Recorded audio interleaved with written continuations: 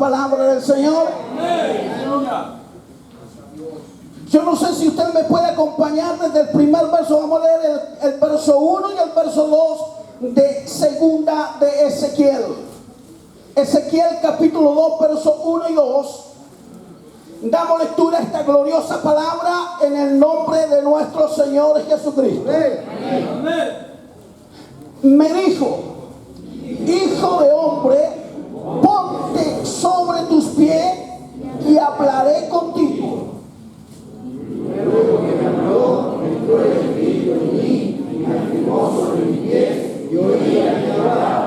Amén. Unos par de minutitos de oración, por favor. Padre Celestial, te hemos pedido en este día que tú hables a nuestras vidas, Dios. Señor, y tú nos estás entregando a cada uno de nosotros esta gloriosa palabra.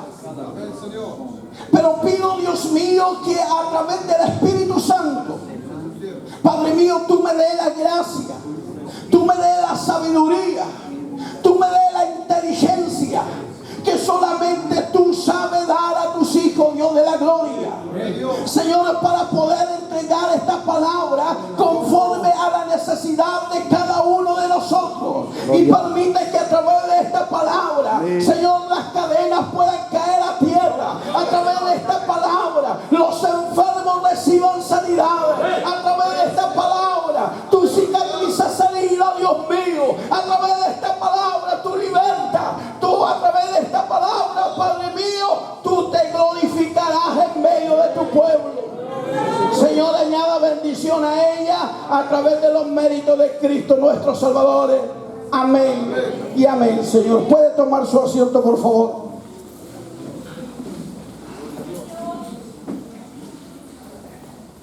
Ciertamente, usted podría pensar qué es lo que Dios nos va a hablar a través del profeta Ezequiel. Siempre, y a mí antiguamente me pasaba cuando no me correspondía predicar, y un predicador tomaba algunos versos y yo comenzaba a meditar, ¿qué será lo que Dios nos va a hablar? Y había una inquietud en mí porque yo necesitaba palabra de Dios. Y en este día, en lo personal, necesito que Dios hable a mi vida. Yo no sé cuántos pueden decir, yo también necesito en esta tarde que Dios hable a mi vida. Y he titulado este mensaje: si Dios tiene un plan contigo, no hay diablo que lo pueda impedir. Yo creo que nuestro hermano evangelista y nuestro pastor que está en este lugar, ellos confiadamente pueden decir: no hay diablo que pueda interrumpir el plan de Dios. Porque lo que Dios cumple, lo que Dios promete, Él lo cumple. Porque Él no es hijo de hombre para que Él se arrepienta de sus promesas. Él es un Dios fiel y verdadero. Pero quiero lanzar este mensaje con lo que tiene que pasar un hombre o una mujer que ha sido llamada por Dios. ¿Cuántos dicen amén en esta noche? Yo no sé cuántos podrían decir: pase lo que pase, yo jamás voy a soltarme de la mano de Dios.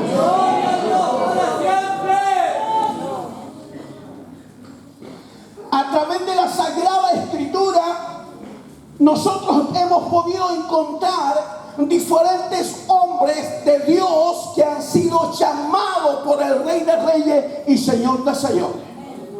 Y hemos podido comprobar de que cada proceso que ellos tenían que haber pasado, cada proceso que ellos pasaron, muchas veces procesos que uno no puede entender, pero fueron procesos que ellos tuvieron que atravesar para que a través de ese proceso la gloria de Dios se comience a mover a través de su vida. Probablemente en este lugar algún corista pueda estar pasando un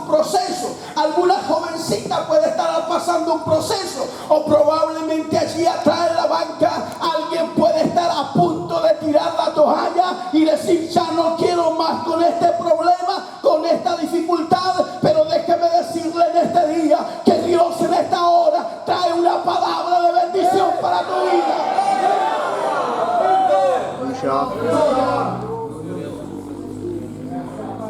Desde el principio, cuando partimos con Abraham, todos sabemos que fue un hombre llamado por Dios. ¿Para qué? Para que naciera a través de él una nación conforme a la voluntad de Dios.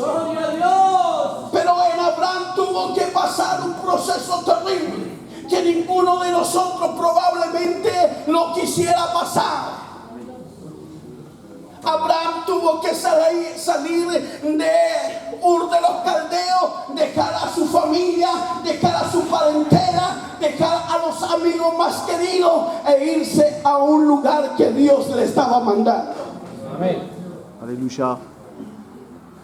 Pero cuando Abraham se va, probablemente con dolor, porque ¿quién de nosotros le gustaría que Dios le dijera de la noche a la mañana: sal de tu parentela y de tu familia, vete al lugar que yo te mostraré? Aleluya.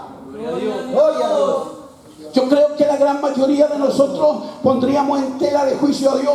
Pero Señor, si en este lugar estoy cómodo, tengo un excelente trabajo, si en este lugar me he ido bien, he sido prosperado, ¿cómo tú me estás dando una orden de tal magnitud? Aleluya. Y vemos que en el proceso de Abraham, más adelante, vemos un Abraham que tenía que sacrificar a su hijo Isaac.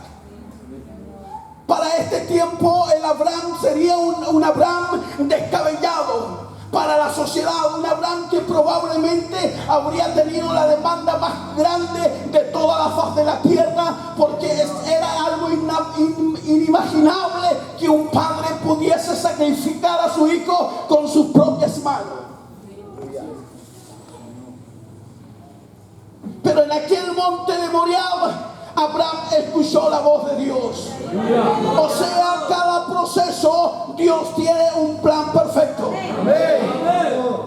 Mientras él estaba allí y preparó el lugar donde iba a sacrificar a su hijo, en aquel lugar, mientras él hacía todo el rito, de pronto en la tempestad de los vientos escuchó la voz de Dios que le dijo: Abraham, no lo hagas, porque he conocido tu corazón. He conocido que no has negado a mi hijo. Eso significa, Abraham, que tú realmente me amas.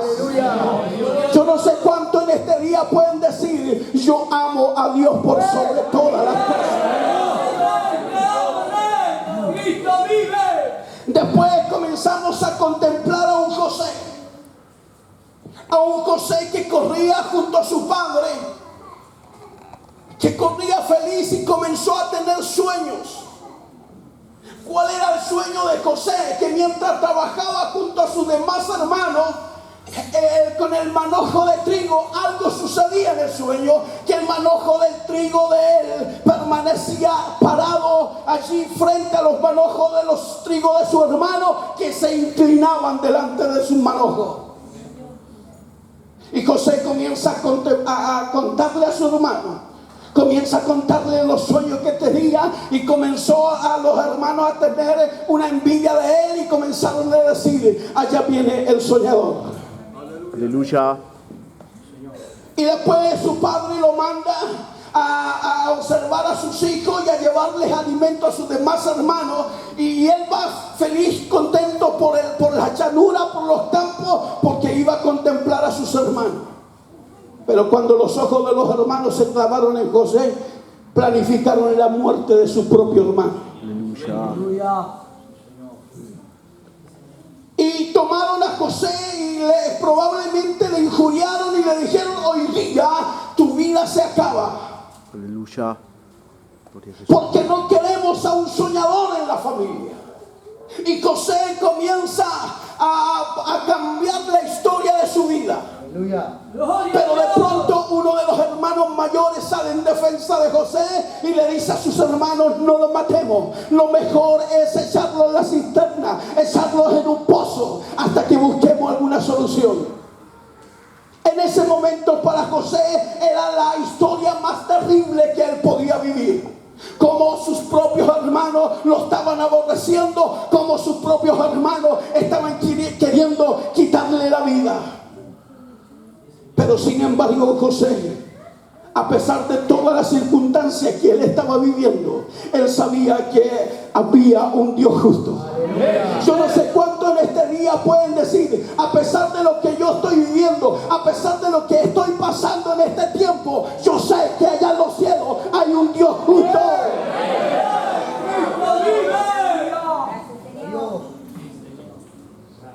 Hasta que pasaron unos mercaderes, venden a José y el manto de José se lo llevan a su padre, degollan un cabrito, lo empapan de sangre y con la noticia de decirle a su padre que José había muerto. Gloria a Jesús, aleluya. El padre con llanto, con dolor, con angustia, al saber que su pequeño hijo, su hijo mimado, el que a él amaba, había sido devorado por algún animal salvaje. José tuvo que pasar ese proceso. Pero era el propósito, era el plan de Dios, porque Dios comenzó a preparar todas las cosas. Hasta llegar al lado del capitán llamado Potifar. Y en aquel lugar comienza a ser mirado con ojos de agrado y lo comienza José a escalar. Hasta que la mujer de Potifar comienza a seducirlo. Comienza a perseguirlo. Pero a pesar de que el enemigo quiera perseguirnos, todo hombre y toda mujer de Dios va a decir no al pecado. ¿Por qué un hombre y una mujer de Dios tienen que decir no al pecado? Porque una cosa va a decir ese hombre y esa mujer va a decir: yo prefiero la bendición de Dios que ensuciarme con la vida de pecado. Y toda la demás historia ustedes la saben. José tuvo que ser encarcelado producto de ello, tuvo varios años ya en la cárcel y probablemente José podría decir: ¿dónde está aquel Dios que me mostraba que mis manojos se permanecían en pie y los manojos de mis hermanos se humillaban? ¿Dónde está ese Dios? Pero llegó el momento, llegó la hora en que Dios comenzaría a actuar, y eso es lo que me gusta cuando pasamos un proceso dificultoso, cuando yo estoy en problemas, cuando yo estoy en dificultad. Yo sé que allá en los cielos hay uno trabajando por mí. ¿Cuánto dicen amén en esta hora? Aleluya. David fue preparado para grandes cosas. Gracias, Señor. Pero para ser preparado para las grandes cosas, David tuvo que ser un poco como despreciado de la familia, no tomado en cuenta. A David le decían: ve a cuidar las ovejas porque para eso tú sirves. Pero allí en la llanura, allí en la soledad, David tuvo que comenzar a sentir de que Dios estaba a su lado. ¿Cuántos dicen en este día: cuando yo estoy en la soledad, cuando yo estoy en un desierto, cuando yo estoy en una llanura, he comprendido que allí Dios está conmigo? Y David comenzó a comprender eso. ¿Por qué? Porque mientras él cuidaba las ovejas de su padre, venía el león y venía el oso a atrapar las ovejas de su padre. Él corría hacia el león, hacia el oso, y le arrebataba lo que a él le pertenecía. ¿Cuántos pueden decir en este día: yo no le voy a permitir al enemigo que lleve a uno de mis hijos, yo no voy a permitir al enemigo que lleve a una de mi familia? ¿Por qué? Porque yo voy a luchar. Aunque venga el león, aunque venga el oso, yo voy a estar allí preparado, y hay uno que me va a ayudar, y ese se llama Jesús de Nazaret, y ese está en este lugar. Llegó el momento de David.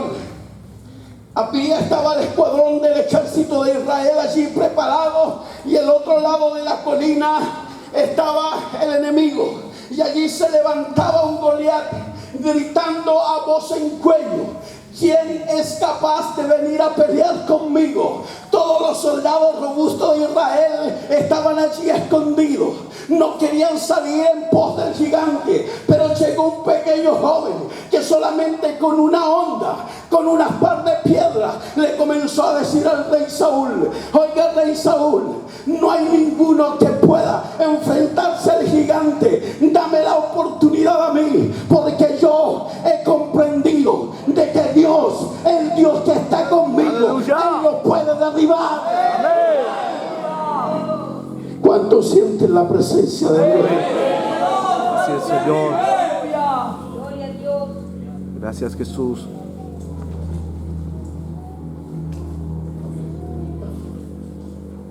Santo. Cristo vive. Y cuando David se presenta delante de Saúl, Saúl lo comienza a mirar. Él se aparece entre medio de los soldados tremendos que tenía el pueblo de Israel, y se para delante de Saúl y le comienza a decir: David, con que ese filisteo incircunciso es capaz de amedrentar al escuadrón del Dios viviente. Aleluya. Y Saúl comienza probablemente a contarle la historia a David, y le comienza a decir: oye, David, sabes que sí, pero no tengo ninguno que pelee contra este gigante. Y David le comienza a decir: yo, mi rey, puedo ir a pelear contra ese gigante. Saúl comienza a mirar a un diminutivo David que venía con olor a campo, que venía con olor a oveja. Y Saúl comienza a mirarlo y le comienza a decir: ¿cómo es posible que tú pelees con el gigante si ni siquiera hay músculo en tu cuerpo? Y me imagino a David diciendo: no importa que no tenga músculo, pero tengo al Rey de Reyes y Señor de Señores. Aleluya. Y comenzó David a contarle la historia a Saúl, y le comienza a decir: Saúl, ¿cuál es tu currículum, David? Sabes que yo no traigo ningún papel, ningún currículum que me diga que estuve como soldado, que sé usar las armas, no tengo ninguno. Pero ¿sabes lo que te puedo mostrar, rey Saúl? Te puedo mostrar la cicatriz del león que está en mi costado. Te puedo mostrar la cicatriz del oso que está en mi costado. ¿Sabe por qué? Porque cuando el oso venía y atrapaba a una de mis ovejas, yo iba detrás del oso, iba detrás del león. ¿Sabe por qué? Porque Dios estaba conmigo. ¿Cuánto pueden decir en este día, a pesar de lo que viene sobre la humanidad, yo declaro que Dios está conmigo? Y si Dios está conmigo, ¿quién será contra mí?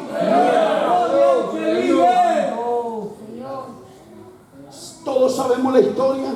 Saúl le pasa la armadura del rey, se lo viste con las corazas del rey, pero Saúl no pudo caminar. No pudo caminar porque esto, amados hermanos, no es con fuerza humana. Esta batalla es con la fuerza del Rey de Reyes y Señor de Señores. ¿Cuánto me están entendiendo en esta hora? Gloria a Dios. Y todos sabemos cuando David se presentó delante del gigante, el gigante se burló de él. ¿Acaso soy yo perro para que tú vengas de esta forma? Y David comienza a decir: tú vienes con lanza y jabalina, vienes hacia mí, pero yo vengo en el nombre de Jehová de los ejércitos. Aleluya. Gloria. Bendito sea el nombre del Señor. Amén. Todo proceso que Dios no hace pasar es porque Dios nos quiere mostrar una gran bendición. Ezequiel había nacido, y comienzo con el mensaje. Ezequiel había nacido en una familia sacerdotal. Ezequiel se había criado en una familia sacerdotal. Ezequiel no le permitían realizar juegos como los otros niños. A Ezequiel desde pequeño lo comenzaron a instruir. ¿Cuántos padres hoy en día están instruyendo en la carrera a sus hijos? A Ezequiel sus padres lo comenzaron a instruir.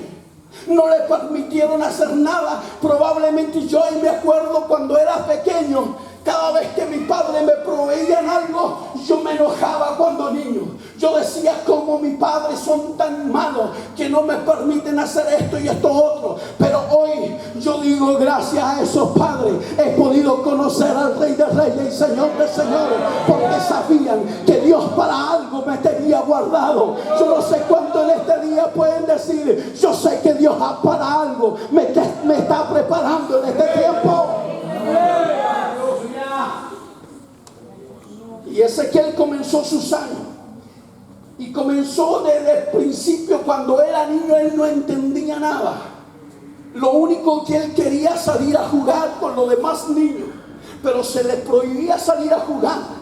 Él no podía estar porque él tenía que estar aprendiéndose la Torá. Él tenía que estar aprendiéndose los mandamientos. No había tiempo para otra cosa porque le decía a su padre, así como nosotros somos sacerdotes de Dios, tú el día de mañana vas a ser un gran sacerdote para Dios. Le clavaron en su corazón y en su mente de que él tenía que ser un sacerdote de Dios. ¿Y qué hacía? Él comenzó a contemplar a su padre. Comenzaba a ver que cada día su padre iba al templo. Y allí en el templo él se presentaba en el lugar santísimo. Y allí estaba la presencia del Dios vivo.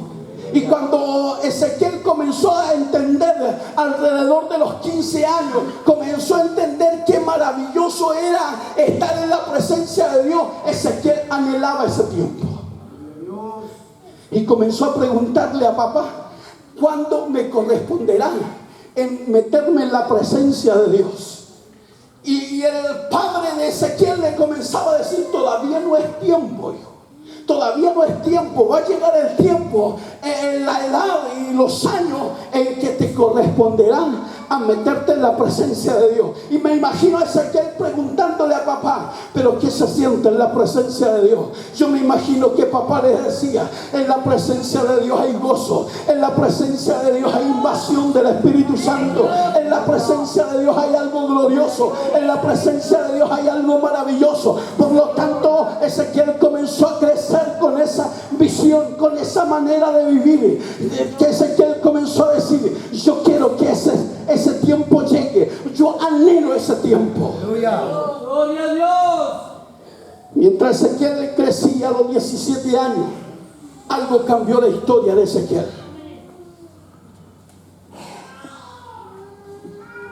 En el año 605 a.C. comienza a cambiar la historia. ¿Por qué? Porque los babilonios vinieron y se llevaron cautivo alrededor de 600 hombres y mujeres. Y dentro de eso iba Daniel, Ananías, Misael y Azarías. Dentro de esa multitud iban estos tres jóvenes. Probablemente habían conocido a Ezequiel, no lo sé. La Biblia no lo relata más allá. Pero lo único que sé, que estos jóvenes eran jóvenes que estaban en la presencia de Dios. Porque cuando una mujer, un joven, una señorita está en la presencia de Dios, siempre Dios le va a respaldar. ¿Cuántos dicen amén en este día? Fueron deportados estos jóvenes. Y alrededor de 7 o 8 años más tarde, vino nuevamente la invasión de Babilonia. Y dentro de eso se llevaron alrededor de 10,000 personas. Y dentro de eso iba Ezequiel. 5 años más tarde, nuevamente vuelve el ejército, vuelve Babilonia. y comienza a destruir a matar a los sacerdotes y a destruir la casa de Dios. Que quiero decirle con este mensaje que Ezequiel tenía la visión de que había un Dios grande, de que había un Dios de poder. Él le prohibieron muchas cosas desde niño, pero llegó a la edad en que él anhelaba saber lo que su padre sentía allá en el lugar santísimo.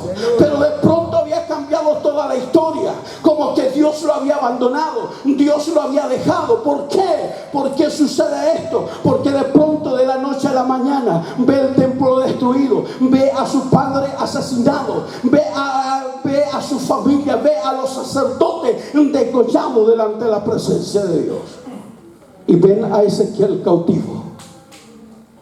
Todo lo que a Ezequiel le habían contado comenzó a cambiar la historia. Ya no había el padre que le decía: tenemos a un Dios grande, tenemos a un Dios de poder, tenemos a un Dios que nos habla, tenemos a un Dios que nos liberta, tenemos a un Dios que nos protege. Toda la historia de Ezequiel comenzó a cambiar. ¿Cómo se sentiría usted teniendo un templo glorioso en este lugar, y donde la presencia de Dios sin lugar a dudas se mueve, y de la noche a la mañana se le arrebatan todo? ¿Qué diría usted? Donde con el tiempo que estamos observando a través, a nivel de todo el mundo, lo que está sucediendo, y probablemente llegue el momento en que se cumpla la palabra de Dios, en que para predicar hay que pagarlo con nuestra propia vida. Yo me pregunto, ¿cuántos de los que están aquí dirían: yo no me importa ir a la muerte, porque sé que Dios es un Dios grande, es un Dios de poder, que es un Dios que sabe hacer todas las cosas bien? Cristo vive. Y de pronto Ezequiel le cambia el panorama, le cambia la historia. Ya no estaba el templo, ya no estaba el tabernáculo, ya no estaba el lugar santísimo, ya no estaban los sacerdotes. Ezequiel estaba cautivo. Pero cuando llega a Babilonia, Ezequiel encuentra una noticia, que un rumor tremendo que había en Babilonia. Y esa notición que había en Babilonia decía que Nabucodonosor había levantado una estatua, y todo hombre tenía que inclinarse a ese monumento que este rey había levantado. Y comenzó Ezequiel a escuchar que habían 3 jóvenes que no se habían humillado a la estatua del rey que había levantado, que habían tenido su frente erguida, y le comenzaron a decir al rey Nabucodonosor: tú nos puedes exigir, tú nos puedes obligar a inclinarnos, pero nosotros no estamos dispuestos a inclinarnos a estatua esa por mano de hombre, porque allá en los reinos de los cielos tenemos a un Dios gigante. Y Ezequiel quedó admirado cuando dijeron, y aún más el rey mandó, se calentaba un horno, y todos aquellos que no obedecían se le lanzaba al horno que estaba ardiendo.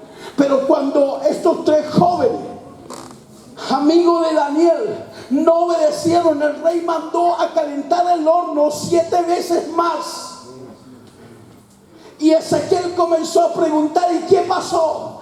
A estos 3 jóvenes lo ataron de pies y de manos, y mientras ellos levantaban cada vez más la voz diciendo: hay un Dios grande en los cielos, y solo a Él nos vamos a inclinar. Oiga, Ezequiel comenzó a entusiasmarse, comenzó a recobrar memoria, y comenzó a decir: yo me acuerdo que mi padre me decían que había un Dios grande, y yo hoy comienzo a contemplar de que ese Dios es fiel y verdadero.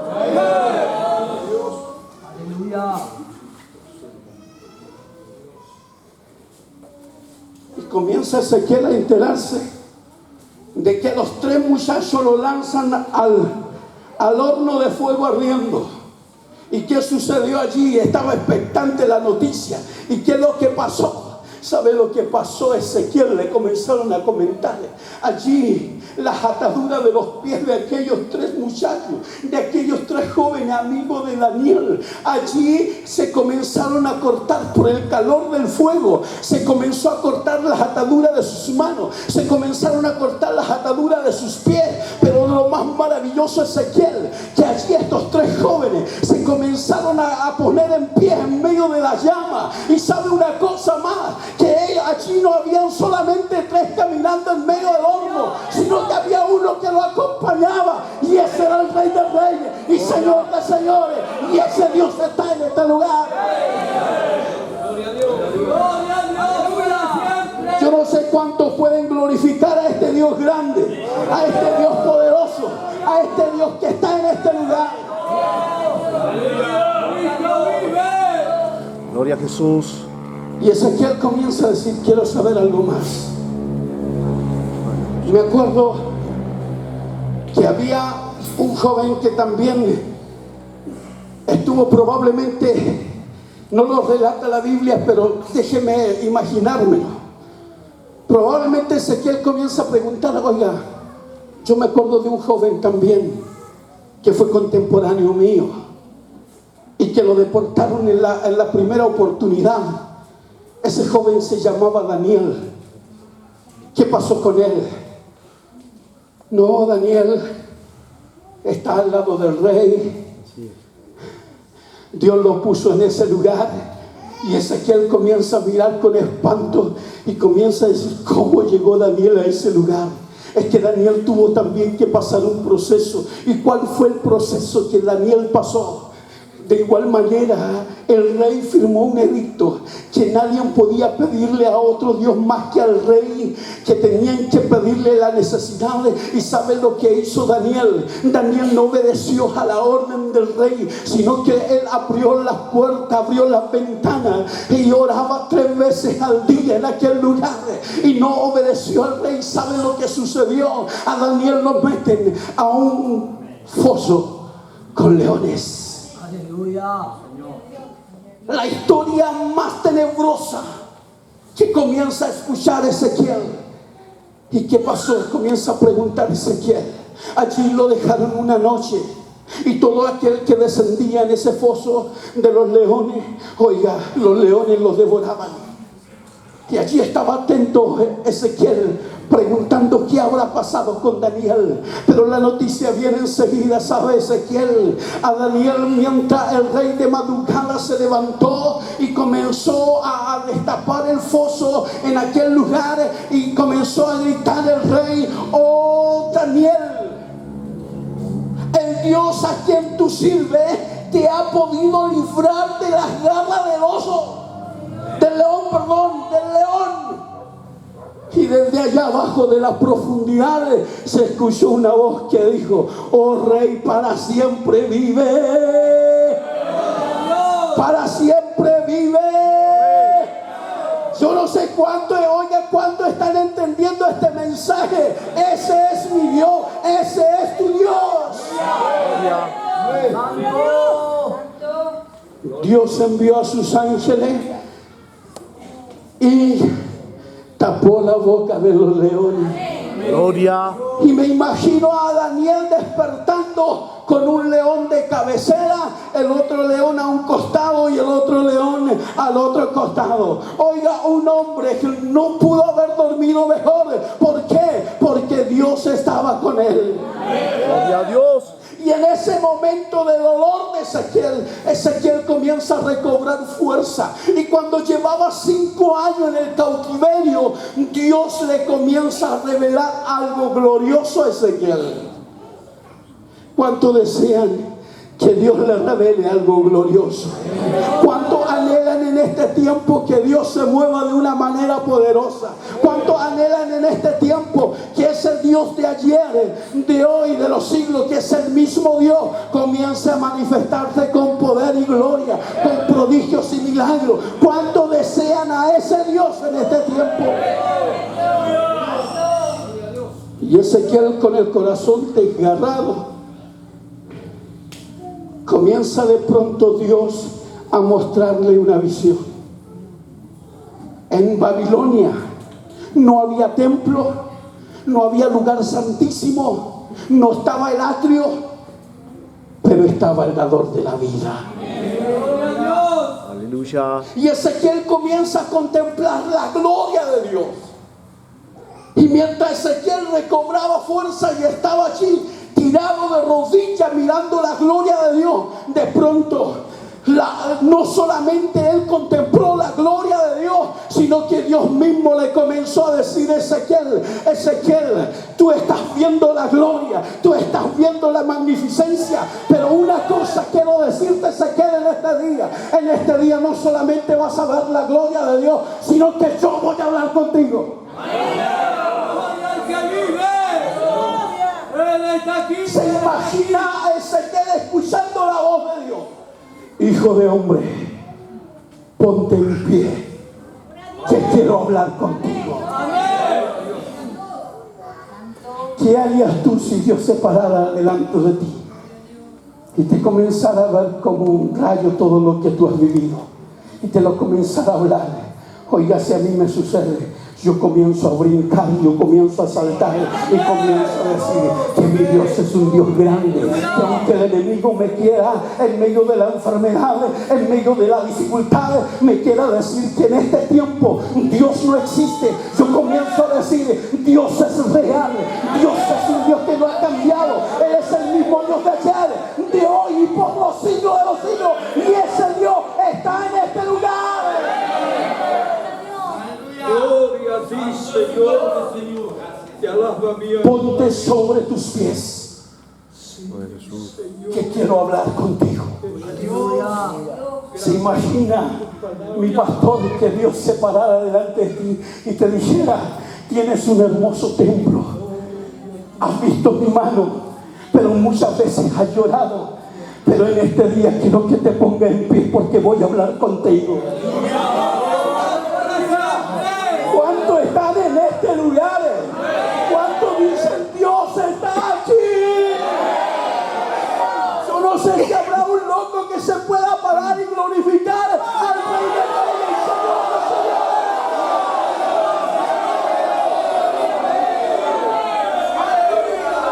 Y mientras tú te estás colocando en pie, algo está sucediendo.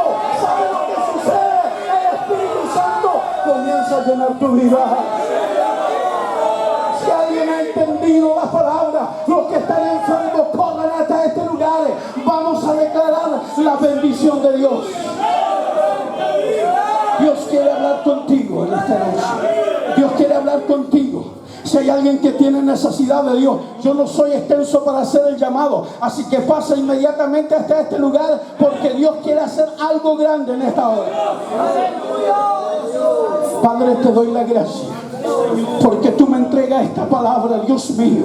Sé que no es palabra de hombre, Señor, porque en este día tú quieres hablar con este pueblo, quieres hablar con aquellos que están pasando problemas, con aquellos que sus matrimonios están a punto de ser destruidos. En esta tarde, en esta noche, Dios va a cambiar la historia de la vida, Dios va a cambiar la historia de tu familia, Dios va a cambiar la historia de tu enfermedad.